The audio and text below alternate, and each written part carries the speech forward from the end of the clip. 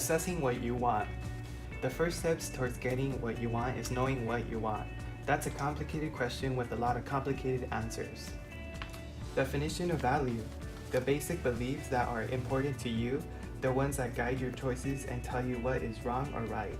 Now let's look at Monica's and Asia's values. Hey, what are your values, Asia? It's being honest, being in charge, and being competitive. What about yours? Mine would be avoiding competition, being independent, and spending time with my family. That's great. Neither of these value systems is better than other. They are simply different. Next, let's look at goals. Goals, the ultimate aim of your efforts. Benchmark goals, points and standards from which you can measure or locate other things. In terms of goals, the important goals that are unlikely to change. Now let's look at Monica's and Asia's benchmarks as examples. What are your benchmark goals? Career that helps people and to live near family and also financial stability. What about yours? Mine is high salary potential. I'd love to work in New York City and own a sports car. That's cool. You will need to prioritize your values, benchmarks, and goals in order to put goals in logical order. You'll be a lot more successful in your career if you do something that interests you. So what are your plans? Do you know what kind of career field you're trying to do? No, I have no idea. I have so many interests that it's giving me a headache. Okay, calm down, take a deep breath, let's write down your interests. Knowing which interest makes for ideal career can be tricky. Okay, what are your interests? Well, I love to travel. I do love food. I do want to have a lot of things I want to do on my bucket list. Culture food is my specialties.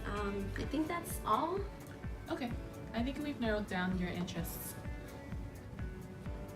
Let's look at some career descriptions that match your interests. I think that sounds like a good idea. Your interests can lead in directions you may never have considered. By looking at your values and benchmarks, you may discover a career that satisfies many interests. Oh hey, how have you been? Hey, pretty good, and you? I've been good. How's everything going for you?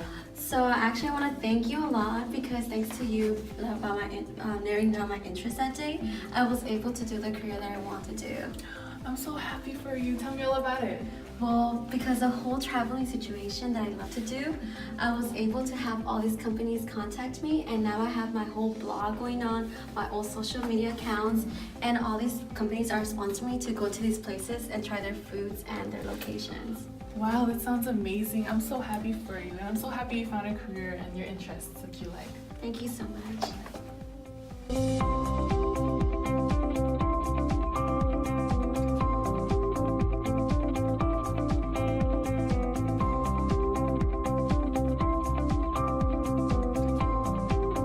Now that you know your interests, values, and goals, prepare for your job search with your goals, values, and interests in mind.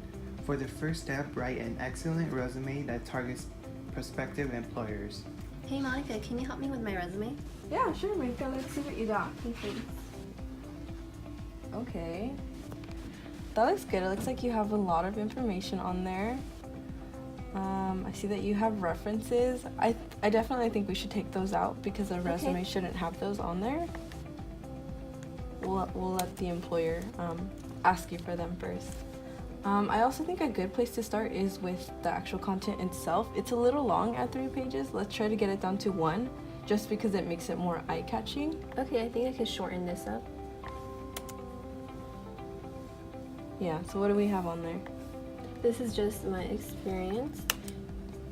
And then is the font okay or should I change it? I think we should make it Times New Roman 12 just because it's standard. Okay. Let me just fix it. Yeah, I think that'll help shorten it up a bit too. Yeah, because it needs to be 1 page, right? Yeah. And do I fix the margins? Yeah, so the way it's displayed right now, the general layout should be 1 inch. Okay, let me fix that. I think that will make such a big difference. See? That already looks so much cleaner. I think if we just get a little bit more out, please. Yeah, like right there. Yeah, I think it sufficed the way you have it with your education, experience, and special skills. I think you've tidied it up. Thank you. I'm glad I brought my resume to you. I feel like this is a winning resume. I'm glad.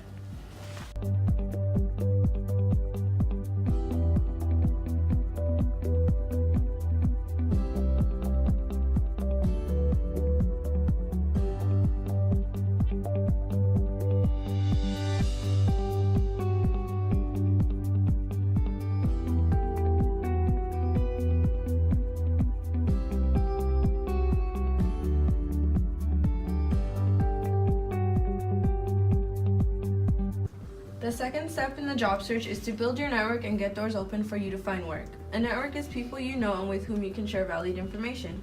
There are 3 types of networks. The first is a personal network, a professional network, and an internet network. A personal network is your family, friends, neighbors, acquaintances, teachers, and counselors. Hey, I always wanted to work for a bank. Do you happen to have any connections? I know someone in my professional network that I worked with before. I could reach out to him. Yeah, please. Maybe I could look him in LinkedIn and build your network, your internet network. Yeah. Professional network are people you've worked with or met at conferences or in your civic and professional organizations. Internet network are networks across the globe, allowing your network to expand rapidly on either company websites, discussion groups, or through virtual colleges. Oh look, I found him. Let's connect to him and message him.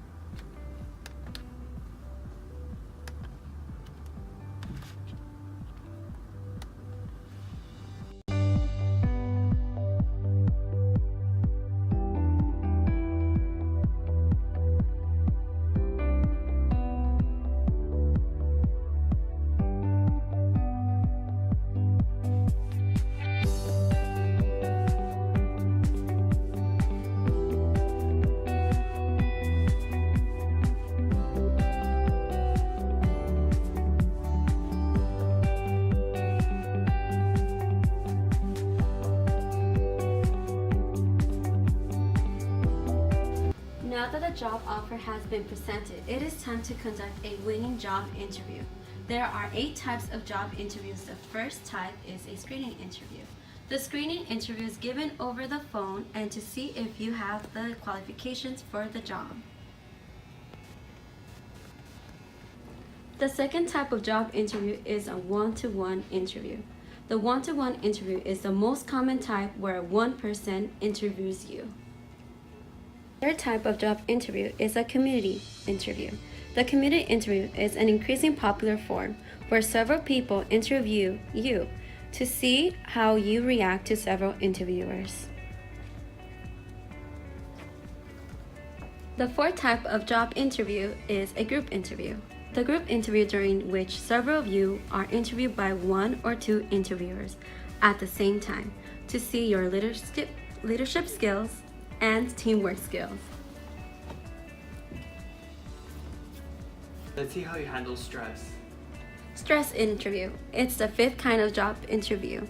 The stress interview is during which interviewers put them under stress to see how you react. Stay calm. The 6th type of job interview is unstructured interview. The unstructured interview lets you show off your communication skills because the interview asks you a broad question like, Tell me about yourself. focus on how you fit to the position. The 7th type of job interview is behavioral interview. The behavioral interview asks you how to react in the past to certain situations. Tell me about a time when. The idea of being in the past behavior indicates future behavior. The last type of job interview is a situational interview. The situational interview asks how you would handle a certain situation in the future if it came up. I liked how you handled this situation. You've done a great job, Asia. I would like to offer you a position here at Chase Bank. Congratulations. Oh, thank you. I'm so excited to work with you. Nice, thank you.